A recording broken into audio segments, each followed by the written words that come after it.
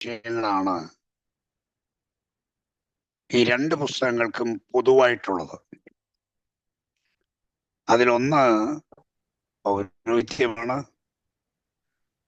രണ്ടാമത്തേത് യാഗങ്ങളാണ്. അപ്പോൾ നമ്മൾ പൗരോഹിത്യത്തെ കുറിച്ച് പഠിച്ചു. എന്താണ് പൗരോഹിത്യം? ലേവ്യ പൗരോഹിത്യം. ഇപ്പോഴത്തെ പൗരോഹിത്യം ആരുടേതാണ്? അഹരോന്യ പൗരോഹിത്യം നിന്നുപോയി. പകരം യേശുവിൻ്റെ മൽക്കീസേദെക്കിന്റെ ക്രമത്തിലുള്ള പൗരോഹിത്യമാണ് ഇപ്പോൾ ഉള്ളത്. അത് നമ്മൾ പഠിച്ചു കഴിഞ്ഞു. ഇനി നമ്മൾ നോക്കുന്നത് യാഗങ്ങളെ കുറിച്ചാണ്. ബൈബിളിൽ ഉടനീളം നമ്മൾ കാണുന്ന ഒന്നാണ് യാഗം എന്നുള്ളത്. അപ്പൊ യാഗങ്ങൾ എന്തിനു ദൈവം കൊടുത്തു? പഴയ നിയമത്തിലെ ദൈവം ക്രൂരനായ ദൈവമാണ്. മൃഗങ്ങളെ കൊല്ലാൻ പറഞ്ഞു, ആളുകളെ കല്ലെറിഞ്ഞു കൊന്നു എന്നൊക്കെ വിമർശിക്കുന്നവരുണ്ട്. എന്തിനാണ് ഈ മൃഗങ്ങളെ കൊല്ലാൻ, യാഗം കഴിക്കാൻ അനുമതി കൊടുത്തത്, നിയമം കൊടുത്തത് എന്ന് ചോദിച്ചാൽ, പാപത്തിൻ്റെ ഗൗരവവും പാപത്തിൻ്റെ കുറ്റത്തിനുള്ള ശിക്ഷയും എത്ര വലുതാണെന്ന് മനുഷ്യനെ ബോധ്യപ്പെടുത്തുകയാണ് ദൈവത്തിന്റെ ലക്ഷ്യം. മൃഗങ്ങളെ കൊല്ലുന്നത് ക്രൂരതയാണ്. ഇന്ന് ലോകത്ത് കൊല്ലപ്പെടുന്ന മൃഗങ്ങൾ മുഴുവൻ ദൈവത്തിന് വേണ്ടി കൊല്ലപ്പെടുന്നതൊന്നുമല്ലല്ലോ, അല്ലേ? എന്തോരം മൃഗങ്ങളെ കൊല്ലുന്നത്. ക്രിസ്മസ് ആയാലും ഈസ്റ്റർ ആയാലും ഒക്കെ മനുഷ്യൻ കൊന്നു കൂട്ടുകയല്ലേ മൃഗങ്ങളെ. ഇതെല്ലാം ദൈവത്തിന് വേണ്ടിയാണ്. ഇത് കേട്ടാൽ തോന്നും മനുഷ്യൻ മൃഗങ്ങളെ കൊല്ലുന്നില്ലെന്ന്. അപ്പൊ എന്തിനാണ് ദൈവം അനുവദിച്ചത്? ദൈവം ഈ മൃഗ ബലി അല്ലെങ്കിൽ യാഗം അനുവദിച്ചത് യേശു കർത്താവിന്റെ ക്രൂശ് മരണത്തിന്റെ അർത്ഥം ലോകം മനസ്സിലാക്കാൻ വേണ്ടിയാണ്. ഇല്ലേ? അറിയില്ല. സാധാരണ ആളുകൾ മരിക്കുന്ന പോലെ യേശു മരിച്ചു, അത്രേ മനസ്സിലാവുള്ളൂ. പ്രായശ്ചിത്ത യാഗം എന്ന് പറയുന്നത് എന്താണെന്നൊരു ജനതയെ 4000 കൊല്ലം കൊണ്ട് ദൈവം പഠിപ്പിച്ചെടുത്തത് ക്രിസ്തുവിന്റെ ക്രൂശ് മരണത്തിന്റെ അർത്ഥം മനുഷ്യനറിയാൻ വേണ്ടിയാണ്. ഇല്ലേ? ലോകം അറിയില്ല. ആയിരക്കണക്കിന് ആളുകൾ ക്രൂശിക്കപ്പെട്ടിട്ടുണ്ട്. ക്രിസ്തു ഒഴികെ ബാക്കി ഒരു ക്രൂശും സബ്സ്റ്റിറ്റ്യൂട്ടറി ഡെത്തായി മനുഷ്യൻ കണക്കാക്കുന്നില്ല, പകരമരണമായി. യേശുവിന്റെ മരണം മാത്രമേ അങ്ങനെ കാണുന്നുള്ളൂ. അപ്പൊ നമ്മള് നോട്ട് ചെയ്യേണ്ട പ്രധാന കാര്യം, യാഗപ്രമാണം എന്നുള്ളത് 2 പീരീഡുകളിലായിട്ടാണ് ദൈവം കൊടുത്തത്. ഒന്നാമത്തേത് ആദാം മുതൽ മോശ വരെയുള്ള കാലഘട്ടമാണ്. എഴുതുന്നവരെ എഴുതിക്കോണം. ആദാം മുതൽ മോശ വരെയുള്ള കാലഘട്ടം.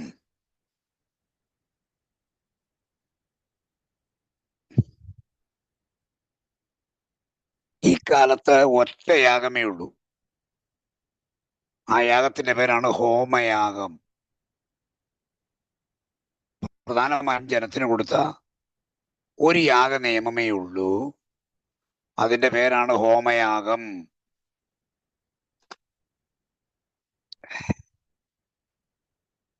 ഇസ്ഹാക്ക് അബ്രഹാമിനോട് ചോദിക്കുന്നുണ്ടല്ലോ, ഹോമയാഗത്തിനുള്ള ആട്ടിൻകുട്ടി എവിടെ? അപ്പൊ ആദാം മുതൽ മോശ വരെയുള്ള കാലം, ആ കാലത്താണ് യാഗങ്ങൾ ആരംഭിച്ചത്. അത് ഒരു യാഗത്തിന്റെ നിയമമാണ് അന്ന് കൊടുത്തിരുന്നത്. അലിഖിത നിയമമാണ്, എഴുതി കൊടുത്തൊന്നുമില്ല. അത് ഹോമയാഗമാണ്. ഇനി രണ്ടാമത്തെ പീരീഡ് എന്ന് പറയുന്നത് മോശ മുതൽ ക്രിസ്തു വരെ.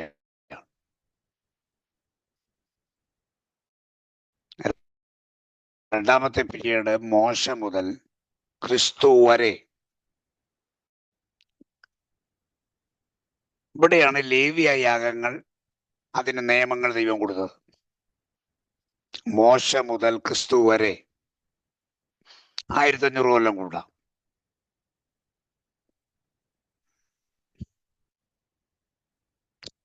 ഏഴ് വ്യത്യസ്ത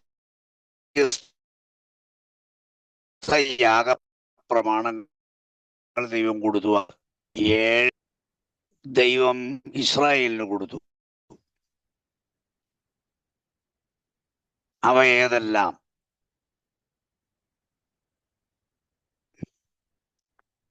അതിലാണ്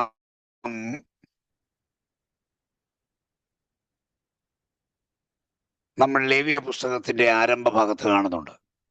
1 ഹോമയാഗം, 2 ഭോജനയാഗം,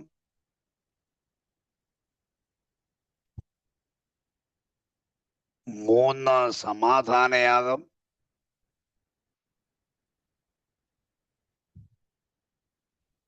4 പാപയാഗം, 5 അകൃത്യയാഗം.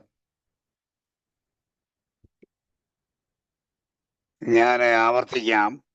1 ഹോമയാഗം, 2 ഭോജനയാഗം, 3 സമാധാനയാഗം, 4 പാപയാഗം, 5 അകൃത്യയാഗം. ഇതാണ് 5 ആദ്യത്തെ. ഇനി 2 യാഗങ്ങൾ കൂടെ ലേവ്യ പുസ്തകത്തിൽ പറയുന്നുണ്ട്.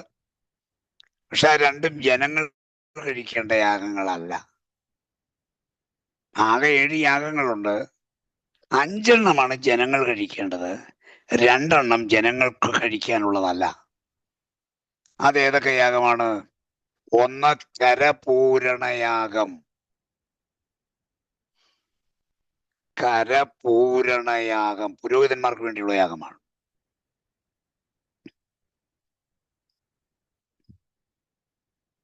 കരപൂരണയാഗം ലേവ്യ 8-ാം അധ്യായത്തിലാണ്. രണ്ടാമത്തേത് മഹാപാപപരിഹാരയാഗം. ഇതും ജനങ്ങൾ കഴിക്കേണ്ടതല്ല. വർഷത്തിലൊരിക്കൽ മഹാപുരോഹിതൻ മാത്രം കഴിക്കേണ്ട യാഗമാണ് മഹാപാപപരിഹാരയാഗം. 7-ാം മാസം 10-ാം തീയതി മഹാപാപപരിഹാരയാഗം.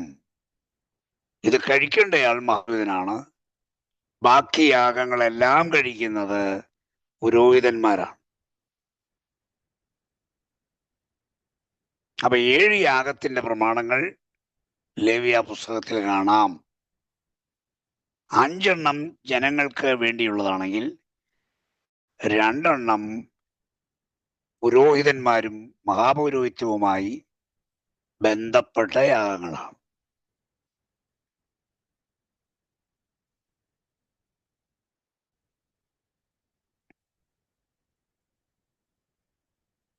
ഈ യാഗങ്ങളെല്ലാം കൂടെ ഏതാണ്ട് 7600 കൊല്ലം വരെയെങ്കിലും ഈ യാഗങ്ങൾ ഇങ്ങനെ തുടർന്നുകൊണ്ടേയിരുന്നു.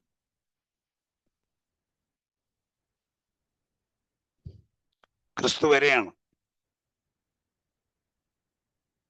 എന്നാൽ യേശു ക്രിസ്തു ലോകത്തിലേക്ക് മനുഷ്യവേഷത്തിൽ വന്ന്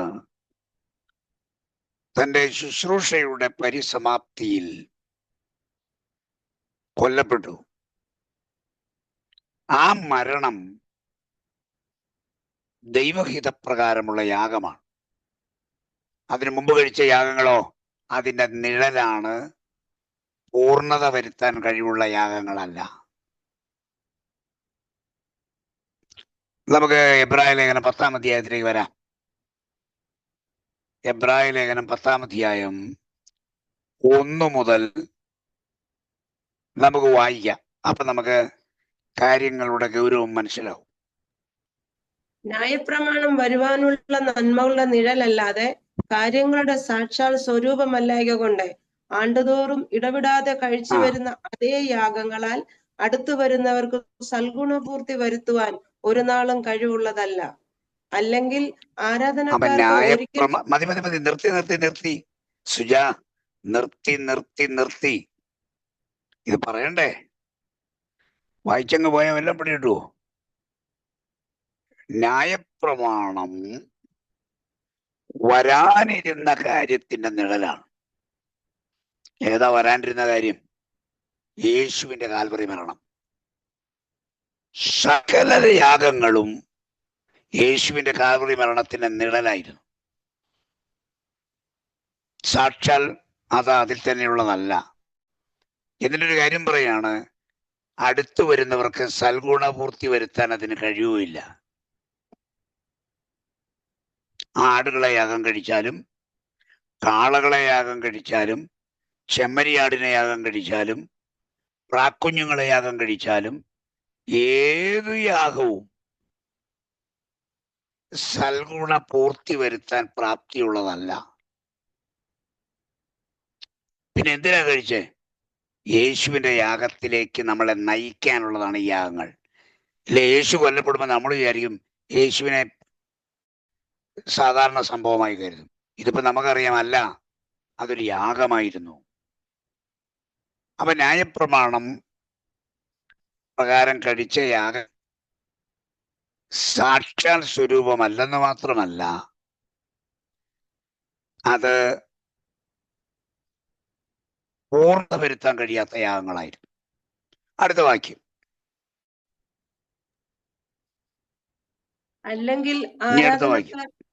അല്ലെങ്കിൽ ആരാധനക്കാർക്ക് ഒരിക്കൽ ശുദ്ധി വന്നതിന്റെ ശേഷം പാപങ്ങളെ കുറിച്ചുള്ള മനോബോധം പിന്നെ ഇല്ലായ്ക കൊണ്ട് യാഗം കഴിക്കുന്ന നിന്നു പോകുകയില്ലയോ? ഈ 7500 കൊല്ലം മനുഷ്യൻ യാഗം കഴിച്ചുകൊണ്ടേയിരുന്നു. ഒരിക്കൽ യാഗം കഴിച്ചവന് സമ്പൂർണമായി അവന്റെ പാപങ്ങളുടെ പരിഹാരവും ശുദ്ധീകരണവും വന്നിരുന്നെങ്കിൽ പിന്നെ അവന് യാഗം കഴിക്കേണ്ടല്ലോ. പക്ഷെ ഇതെങ്ങനാ? അവൻ പിന്നെയും കഴിച്ചുകൊണ്ടിരിക്കുക. മഹാപുരോഹിതൻ ആണ്ടുതോറും കഴിച്ചുകൊണ്ടിരിക്കുക. ഈ ആവർത്തിക്കുമ്പോൾ അതിന്റെ അർത്ഥം എന്നാണെന്നറിയാമോ? ആ ഒരിക്കൽ കഴിച്ചത് കൊണ്ട് തൃപ്തി വന്നില്ലെന്ന് അതിന്റെ അർത്ഥം. തൃപ്തി വന്നില്ല, പൂർണ്ണത കിട്ടിയില്ല, പാപബോധം നീങ്ങിയില്ല, മനസാക്ഷിയിലെ കുറ്റബോധം മാറിയില്ല. കാളയെ കൊന്നതുകൊണ്ട് കുറ്റബോധം മാറുമോ? ആടിനെ കൊന്നതുകൊണ്ട് കുറ്റബോധം മാറുമോ? അപ്പം ആരാധനക്കാരന് പൂർണ്ണ ശുദ്ധീകരണം വരുത്താൻ ഈ വക യാഗങ്ങൾക്ക് കഴിയാതെ പോയി. അങ്ങനെ ചെയ്യാൻ പറ്റുമായിരുന്നെങ്കിൽ യാഗം പിന്നെയും കഴിക്കണ്ടല്ലോ. ഇത് 7500 കൊല്ലത്തിലധികം യാഗം കഴിച്ചില്ലേ മനുഷ്യൻ? എന്തിനെ തുടർച്ചയായി യാഗം കഴിച്ചേ? ആദാം യാഗം കഴിച്ചു, ശേത്ത് യാഗം കഴിച്ചു, അബ്രഹാം യാഗം കഴിച്ചു, യാക്കോബ് യാഗം കഴിച്ചു, അഹ്റോൻ യാഗം കഴിച്ചു. ഇങ്ങനെ യാഗങ്ങളല്ലേ. എന്തുകൊണ്ടാണെന്ന് ചോദിച്ചാൽ ഉത്തരം ഇതാണ്: ഒരിക്കൽ കഴിച്ച യാഗം കൊണ്ട് ഒരു ഗുണവും ഉണ്ടായില്ല. അതാണ്. ഇല്ല, യാഗം നിന്ന് പോവില്ലേ? അടുത്ത വാക്യം. ഇപ്പോഴോ ആണ്ടുതോറും അവയാൽ പാപങ്ങളുടെ ഓർമ്മ ഉണ്ടാകുന്നു. ഈ യാഗപ്രമാണം കൊണ്ട് ഒരു ഗുണമേ ഉള്ളൂ. കഴിക്കേണ്ട സമയത്ത് പിന്നെ ഓർമ്മ വരും, ഇയാണ്ടി കഴിക്കണം, യാഗം കഴിക്കണം എന്ന ഓർമ്മയുണ്ടാവുള്ളൂ. കാളകളുടെയും ആട്ടുകൊറ്റന്മാരുടെയും രക്തത്തിന് പാപങ്ങളെ നീക്കുവാൻ കഴിയുന്നതല്ല. പ്രമാണം കൊടുത്ത ദൈവം തന്നെ പറയുക, കാളകളുടെയും ആട്ടുകൊറ്റന്മാരുടെയും രക്തത്തിന് മനുഷ്യന്റെ പാപങ്ങളെ നീക്കാൻ ഒരിക്കലും കഴിവില്ല. പിന്നെ എന്തിനാണ് ഈ യാഗം കൊടുത്തത്? പ്രായച്ചിത്തമാണത്. പാപം നീക്കലല്ല, പ്രായച്ചിത്തം. ഇതേ പ്രായച്ചിത്തം എന്ന് പറഞ്ഞതിന്റെ അർത്ഥം കവറിങ്, മൂടൽ. രക്തം കൊണ്ട് മറയ്ക്കുക എന്നുള്ള ക്രിയയാണ് നടന്നുകൊണ്ടിരുന്നുള്ളൂ. പാപം നീക്കിയില്ല. ആടിന്റെ രക്തം എൻ്റെ പാപത്തിന്റെ മുകളിലേക്ക് കൊണ്ട് വീഴ്ത്തി എൻ്റെ പാപം രക്തത്തിനകത്ത് മറയപ്പെട്ടു. അതേ ഉള്ളൂ യാഗങ്ങളുടെ ഗുണം. പ്രായശ്ചിത്ത യാഗങ്ങൾ, നിഴലായ യാഗങ്ങൾ. പാപം അവിടെ തന്നെ കിടക്കുക. പാപം അവിടെ തന്നെയുണ്ട്. നിങ്ങളുടെ വീട്ടിൽ മനോഹരമായ ഒരു ഡൈനിങ് ടേബിൾ ഉണ്ട്. പക്ഷേ വീട്ടിലെ കുസൃതിയായ പയ്യൻ, ചെറുകൻ, കയ്യിൽ കത്തി കിട്ടിയപ്പം നല്ല വുഡ് കൊണ്ട് പണിത ഈ ഡൈനിങ് ടേബിളിന്റെ ഒരറ്റത്ത് വന്നു നിന്ന് അവൻ കത്തി കൊണ്ട് വെട്ടി വെട്ടി വെട്ടി വെട്ടി ആ ഡൈനിങ് ടേബിളിന്റെ ഭംഗിയും കളഞ്ഞു. കുറെ കഷ്ണം അവൻ മുറിച്ചും കളഞ്ഞു. അതിന്റെ അരികിന്റെ കുറെ ഭാഗങ്ങൾ മുറിഞ്ഞു പോയി.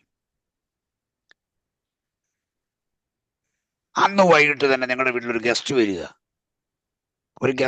നിങ്ങൾ ഉടനെ തന്നെ ഈ ഡൈനിങ് ടേബിൾ മാറി പുതിയ ഡൈനിങ് ടേബിൾ ഒന്നും വാങ്ങത്തില്ല. ഏറ്റവും എളുപ്പത്തിലുള്ള വിദ്യ എന്താണെന്നറിയാമോ? ആ ഡൈനിങ് ടേബിൾ കവർ ചെയ്യാൻ ഒരു കവർ വാങ്ങും നമ്മൾ. അതിന്റെ പുറത്ത് മൂടാൻ ഒരു വിരി. ഒന്നുകിൽ അത് പ്ലാസ്റ്റിക്കിന്റെ ആകാം, ഇല്ലെങ്കിൽ മനോഹരമായ ഹാൻഡിൽ വർക്കുള്ള തുണി കൊണ്ടുള്ളതാകാം, എന്തുവാകാം. ഈ മനോഹരമായ പുത്തൻ ടേബിൾ ക്ലോത്ത് വാങ്ങി നിങ്ങൾ ആ ടേബിൾ കവർ ചെയ്തു. വന്ന അതിഥി ഈ മേശയിലുണ്ടായ കുഴപ്പം അറിഞ്ഞതേയില്ല. അതിഥി പോയി, നിങ്ങൾക്ക് സമാധാനമായി. പക്ഷെ മേശമേലുള്ള കുഴപ്പം മാറിയത് കൊണ്ടല്ല നിങ്ങൾ സമാധാനിച്ചത്, അത് അതിഥി കണ്ടില്ല എന്നുള്ളത് കൊണ്ടാണ്. കാണാതിരിക്കാൻ നിങ്ങൾ അതിനെ മറച്ചു. യേശുക്രിസ്തുവിന്റെ കാൽവരി മരണം വരെ മാനവജാതിയുടെ പാപങ്ങൾ മൃഗരക്തം കൊണ്ട് കവർ ചെയ്യപ്പെട്ടിരിക്കുകയാണ്. പാപം നീങ്ങിയില്ല, കവർ ചെയ്തേ ഉള്ളൂ. പക്ഷെ പാപം അവിടെ തന്നെ കിടക്കുക. അപ്പൊ ഇവിടെ പറയുകയാണ്, ആട്ടുകൊറ്റന്മാരുടെയും പശുക്കിടാങ്ങളുടെയും രക്തത്തിന് പാപങ്ങളെ നീക്കാൻ കഴിയുകയില്ല. പിന്നെ അവ ദൈവം ഇഷ്ടപ്പെടുന്നുമില്ല. അങ്ങനെ എഴുതിയേക്കുന്നേ.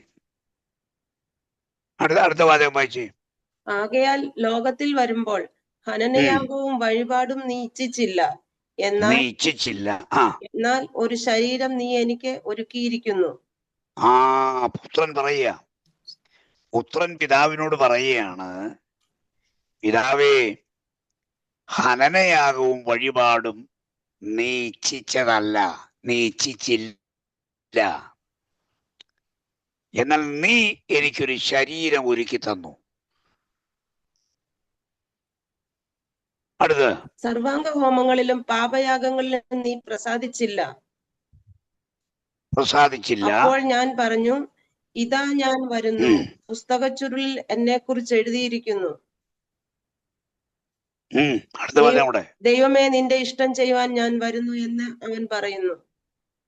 യേശു കർത്താവ് ഭൂമിയിലേക്ക് വന്നപ്പോ പറയുക, കർത്താവേ, ആയിരക്കണക്കിന് വർഷങ്ങൾ കഴിച്ചു വന്ന യാഗങ്ങളൊന്നും അവിടുത്തെ തിരികത പ്രകാരം അങ്ങേക്ക് ഇഷ്ടമുള്ളതല്ല, അങ്ങ് പ്രസാദിച്ചില്ല അതിനകത്ത്. അതുകൊണ്ട് ഇതാ ഞാൻ വരുന്നു, നിന്റെ ഇഷ്ടം ചെയ്യുവാൻ. നീ എനിക്ക് തന്ന ഈ ശരീരത്തിൽ ഞാൻ അങ്ങയുടെ ഇഷ്ടം ചെയ്യുവാൻ വേണ്ടി വന്നിരിക്കുകയാണ് എന്ന് പറഞ്ഞുകൊണ്ട് എന്താ ചെയ്തേ? യേശു തന്റെ ശരീരത്തെ യാഗമായി അർപ്പിച്ചു.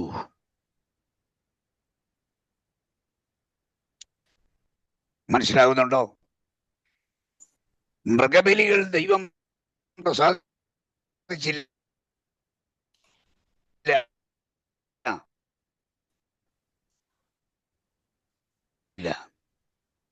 ചോര കാണുമ്പോ തൃപ്തി വരുന്ന ഒരു ദൈവമല്ല നമ്മുടെ ദൈവം. അങ്ങനെ ആരും കരുതരുത്.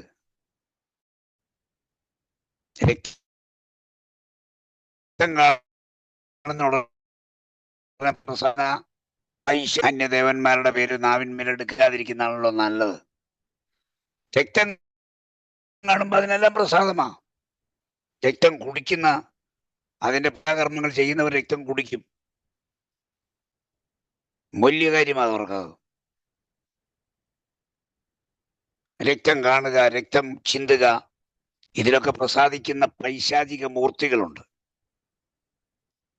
നമ്മുടെ ദൈവമായ യഹോവ മൃഗരക്തം കാണുമ്പോൾ ഇഷ്ടപ്പെടുന്ന, പ്രീതിപ്പെടുന്ന ഒരു ദൈവമല്ല.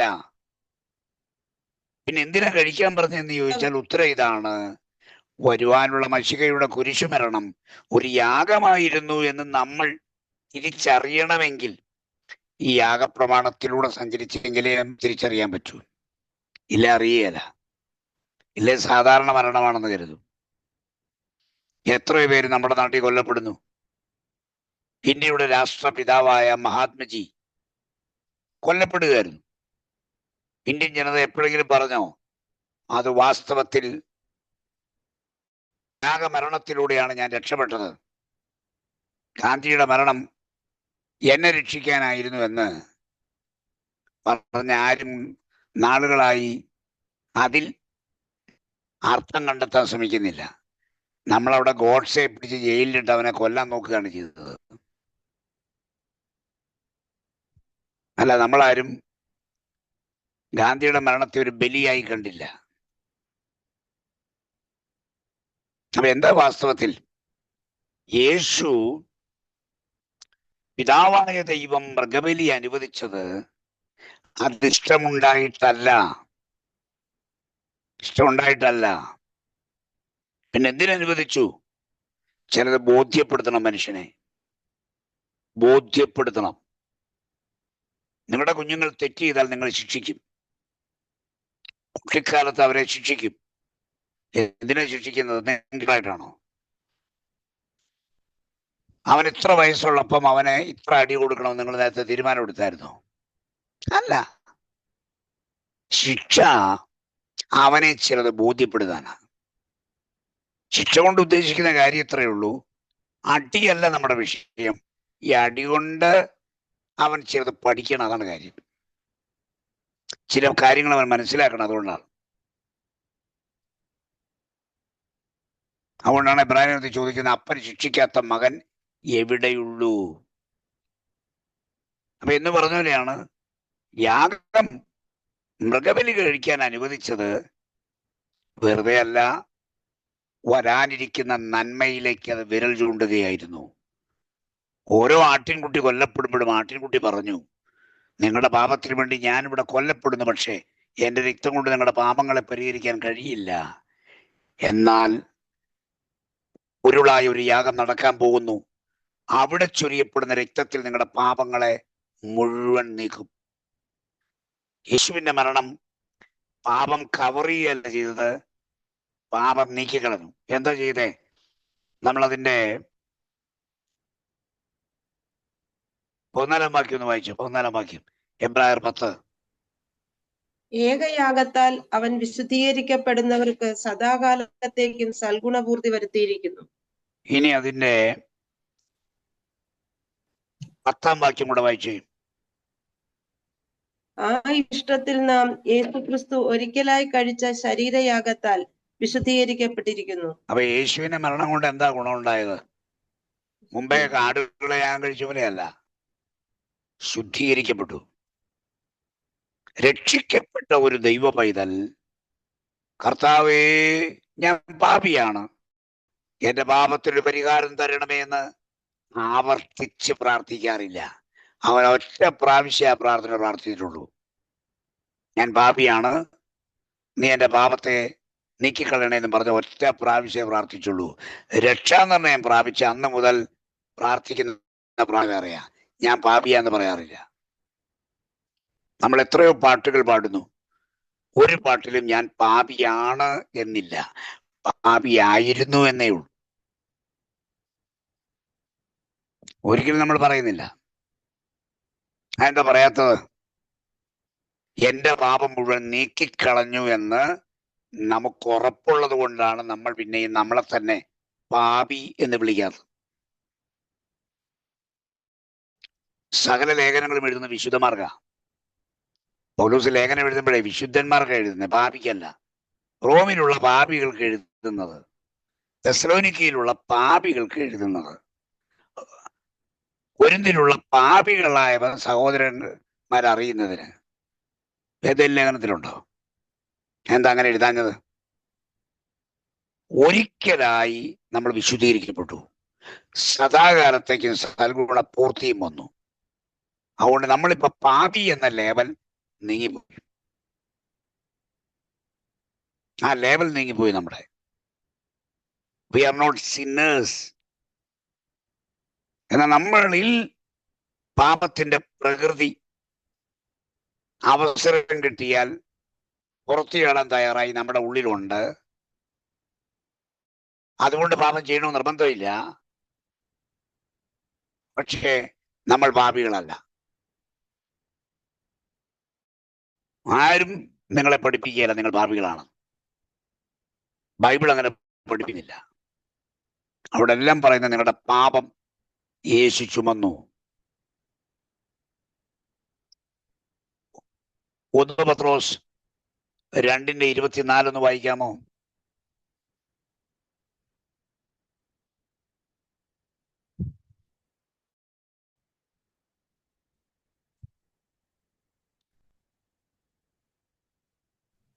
നാം പാപം സംബന്ധിച്ച് മരിച്ചു നീതിക്ക് ജീവിക്കേണ്ടതിനെ അവൻ തന്റെ ശരീരത്തിൽ നമ്മുടെ പാപങ്ങളെ ചുമന്നുകൊണ്ട് ക്രൂശിന്മേൽ കയറി.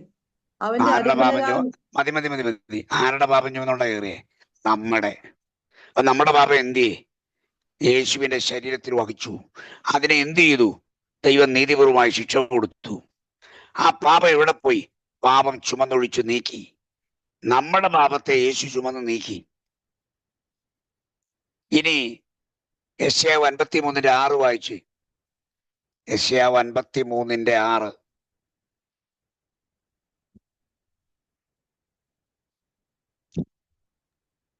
നാം എല്ലാവരും ആടുകളെ പോലെ തെറ്റിപ്പോയിരുന്നു. നാം ഓരോരുത്തനും താന്റെ വഴിക്ക് തിരിഞ്ഞിരുന്നു. എന്നാൽ യഹോവ നമ്മുടെ എല്ലാവരുടെയും അകൃത്യം അവന്റെ മേൽ ചുമത്തി.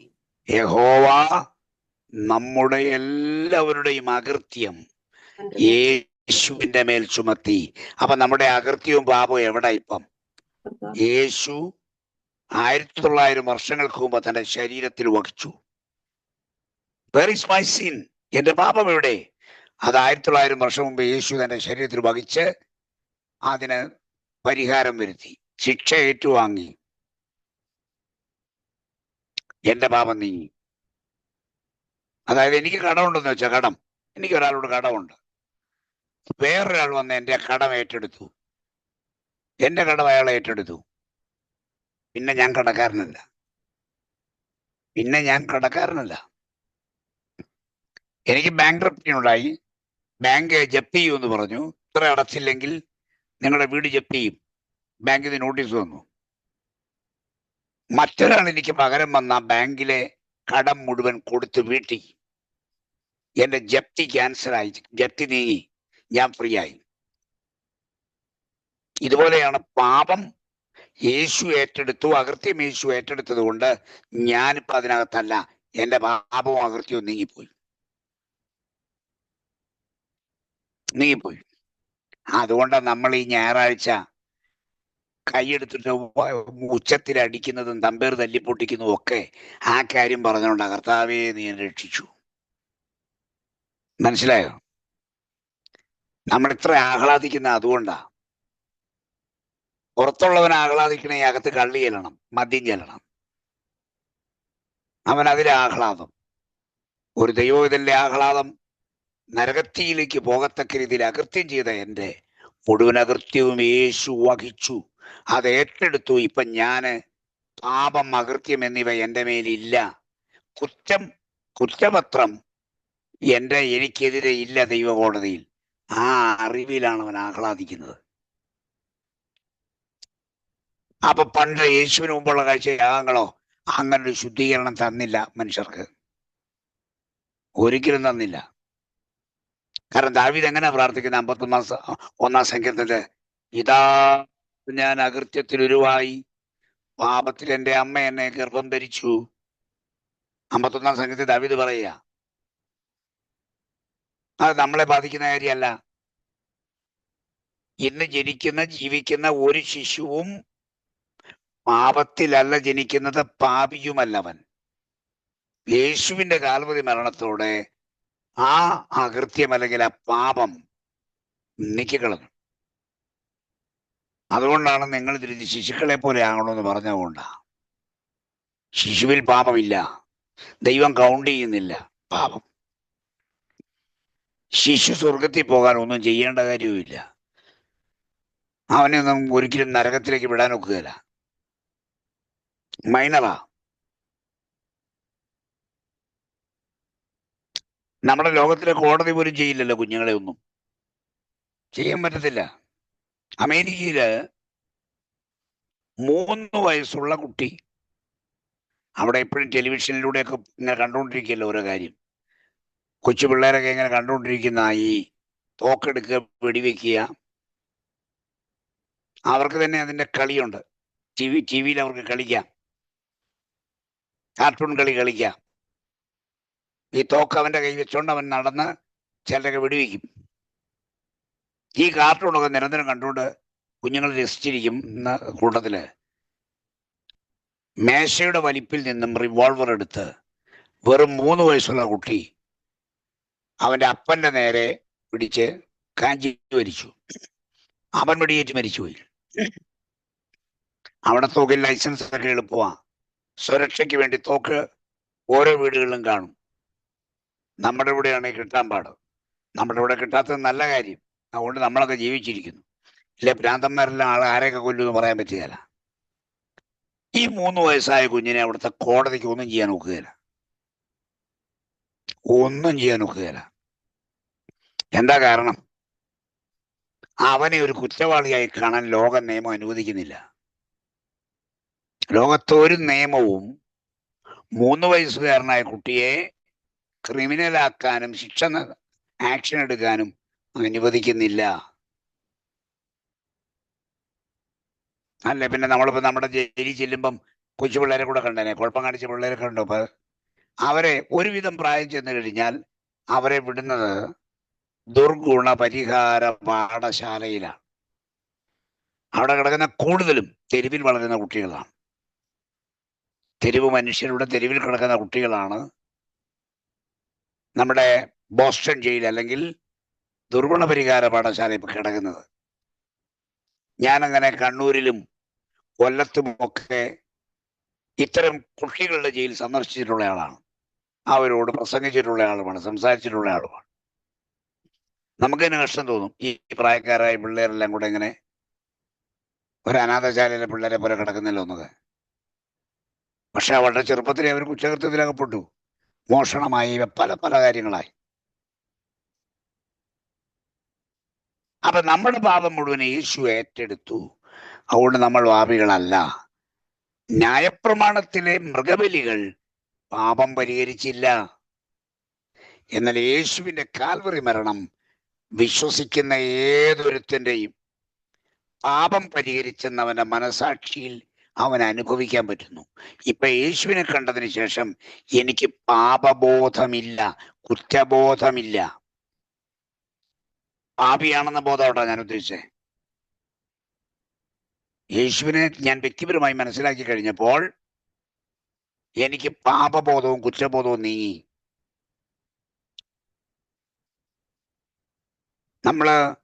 നമ്മുടെ ചർച്ചിലെ പാസ്റ്ററെ കാണുന്ന ഉടനെ പാസ്റ്ററെ പ്രാർത്ഥിക്കണം, ഒരുപാട് പാപം ചെയ്തു പോയി, എൻ്റെ പാപപരിഹാരത്തിന് എന്തെങ്കിലും ചെയ്യണമെന്ന് നമ്മൾ പറയാറില്ല. ആരും പറയാറില്ല. കാരണം നമുക്കറിയാം അതെല്ലാം നീങ്ങിപ്പോയിരിക്കുകയാണ്. നമ്മൾ പാപികളാണെന്ന് ആര് പറഞ്ഞാലും നമ്മൾ സമ്മതിക്കുകയില്ലേ? ഇപ്പം ഒരുപക്ഷെ നമ്മുടെ ജീവിതത്തിൽ ദൈവിക നിയമങ്ങൾ അനുസരിക്കുന്നതിൽ വീഴ്ച വന്നെന്ന് വരാം. അത് തിരിച്ചറിഞ്ഞ് നമ്മൾ തിരുത്തുക, അല്ലാതെ നമ്മൾ പാപികളാകുന്നില്ല. അപ്പൊ അതാണ് യേശുവിൻ്റെ യാഗത്തിൻ്റെ ശ്രേഷ്ഠത എന്ന് പറയുന്നത്. ശുദ്ധീകരിക്കപ്പെടുകയാണ് വിശ്വസിക്കുന്ന ഏതൊരുത്തരും. പക്ഷെ അത് വിശ്വസിക്കുന്നതിനെ കിട്ടത്തുള്ളൂ കേട്ടോ. യേശു മരിച്ചത് എല്ലാവർക്കും വേണ്ടിയാണ്. പക്ഷെ വിശ്വസിക്കുന്നവന് മാത്രമേ അതിന്റെ അനുഭവം കിട്ടൂ. 1 യോഹന്നാൻ 2 1ഉം 2ഉം വാക്യങ്ങൾ കൂടെ ഒന്ന് വായിച്ചേ. യേശു മരിച്ചത് നമുക്ക് വേണ്ടി മാത്രമല്ല.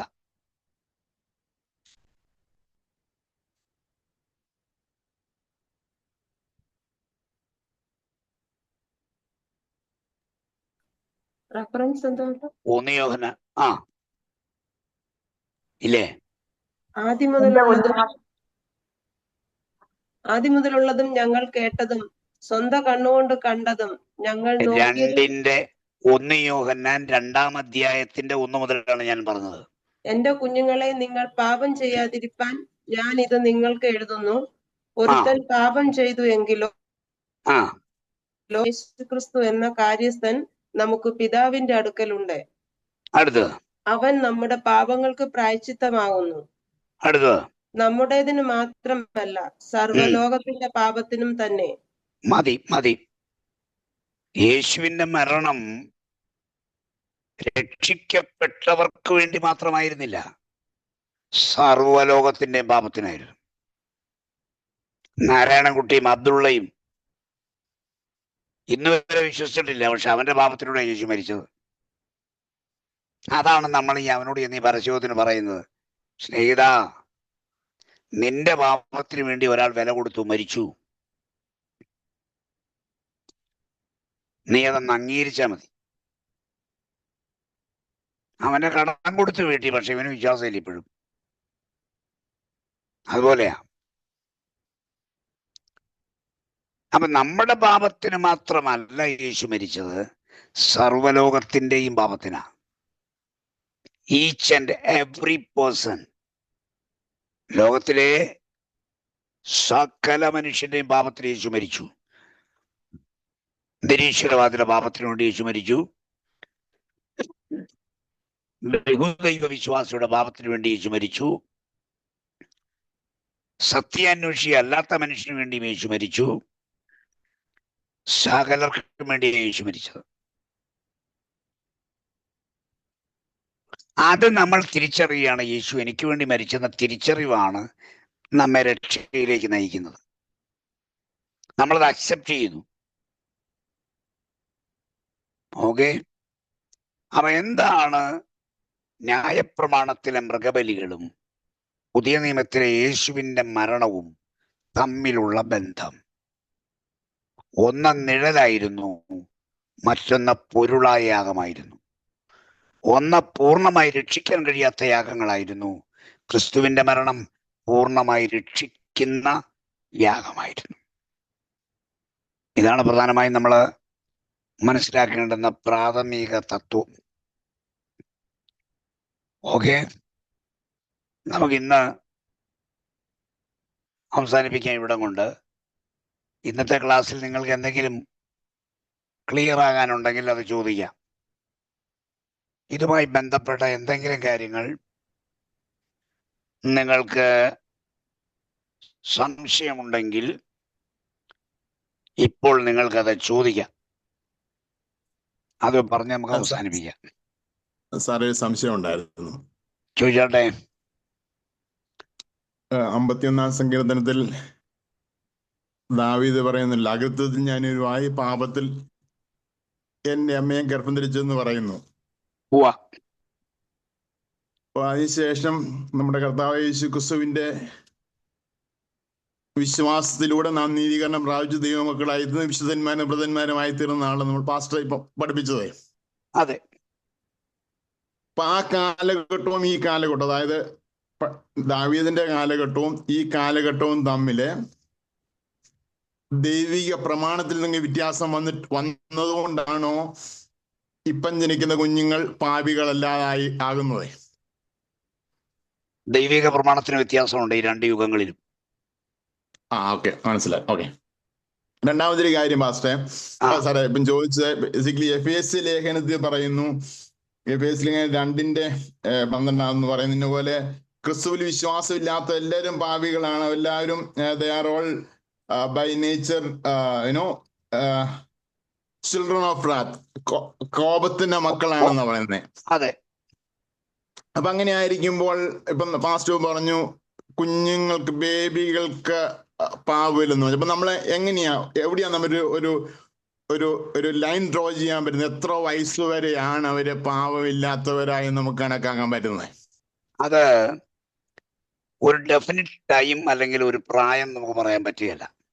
അതിന്റെ കാരണം, എന്നാൽ ബൈബിളിൽ ഒരു വാക്കുണ്ട്, തിന്മ തള്ളി നന്മ തിരഞ്ഞെടുപ്പാൻ പ്രായം എന്ന യെശയ്യാവ് 7-ാം അധ്യായം 14-ാം വാക്യത്തിലുണ്ട്. അറിയാവുന്ന വാക്യം നമുക്ക്. തിന്മ തള്ളി നന്മ തിരഞ്ഞെടുപ്പാൻ.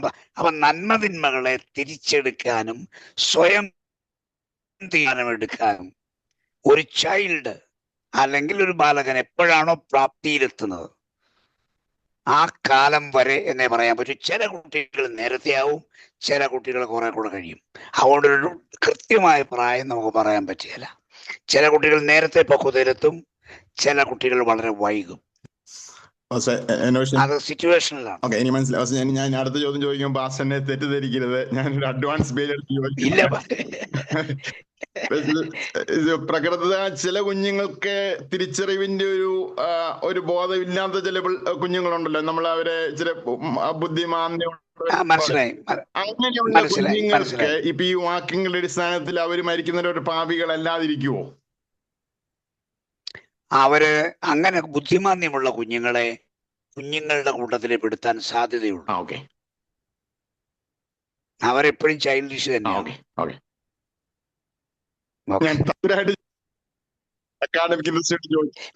No problem. അത് ചോദ്യങ്ങളൊന്നും ഒരിക്കലും വെറുതെയുമാവില്ല. അത് ഒരാൾക്ക് മാത്രമല്ല പ്രയോജനം, പലർക്കും പ്രയോജനം. നമ്മൾ പലരുമായിട്ട് ഡിസ്കസ് ചെയ്യുമ്പോൾ അവരൊക്കെ ചോദിക്കുന്ന ചോദ്യങ്ങളാണ് ഞാൻ എന്റെ അറിവിലേക്ക് അവരോട് ഉത്തരം പറയാൻ വേണ്ടിയിട്ടാണ് ഞാൻ സാറിനോട് ചോദിച്ചത്. ഓക്കെ, കുഴപ്പമില്ല. നല്ല ചോദ്യങ്ങളായിരുന്നു. അതുകൊണ്ട് നമുക്ക് വേദോസ്ത അടിസ്ഥാനത്തിൽ നമുക്ക് ഇങ്ങനെ ഉത്തരം കണ്ടെത്താൻ പറ്റും.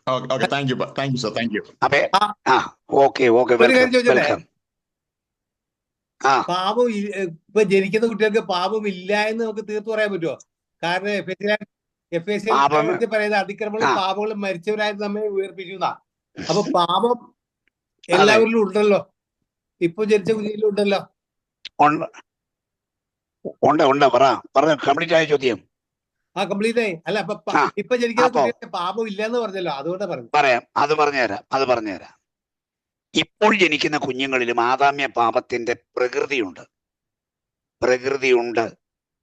അത് DNA വഴി പകർന്നു കിട്ടുന്ന, അതിനിപ്പോ മാറ്റമൊന്നുമില്ല.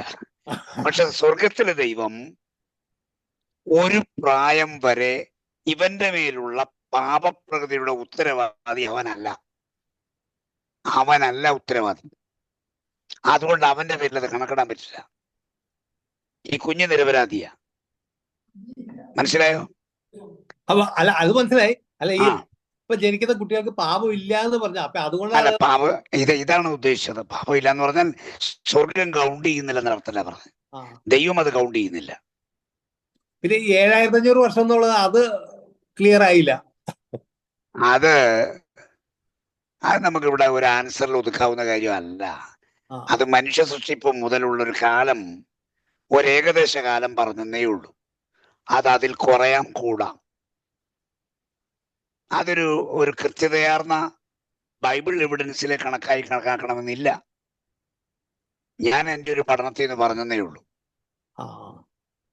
മനുഷ്യന്റെ വീഴ്ച മുതൽ മോശ വരെ ഏതാണ്ട് അത്രയും കൊല്ലങ്ങൾ ഉണ്ടാകുമെന്നാണ് ഞാൻ മനസ്സിലാക്കുന്നത്. അതങ്ങനെ സന്ദർഭമായി പറഞ്ഞു എന്നേ ഉള്ളൂ. കേട്ടോ? Okay, thank you.